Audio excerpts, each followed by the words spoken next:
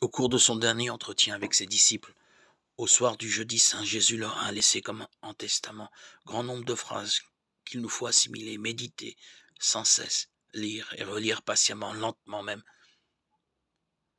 La Bible ne se prête guère à une lecture rapide. En voici une lourde de sens.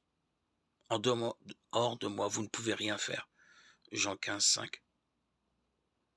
Cette phrase résonne comme une mise en garde, mais aussi comme une promesse. Reprenons donc l'évangile de Jean. Nous sommes au Cénacle. Il y a eu la scène, il y a eu le lavement des pieds. Et maintenant, Jésus parle tout en priant, et il prie tout en parlant. L'heure est grave, l'arrestation du maître est imminente. Tout le monde le sait. Lorsque Jésus parle de vigne, il ne s'agit donc certainement pas de quelques évocations bucoliques.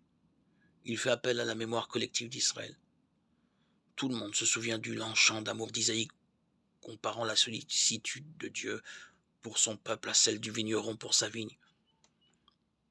Ces apôtres se souviennent également de la première découverte de la terre promise par les envoyés de Moïse.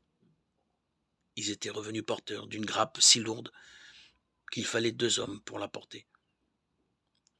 Lorsque Jésus développe cette métaphore de la vigne en affirmant « Moi je suis la vraie vigne et mon Père est le vigneron », il se présente comme celui qui vient sceller définitivement l'alliance entre Dieu et son peuple, et il invite ses apôtres à en devenir les collaborateurs.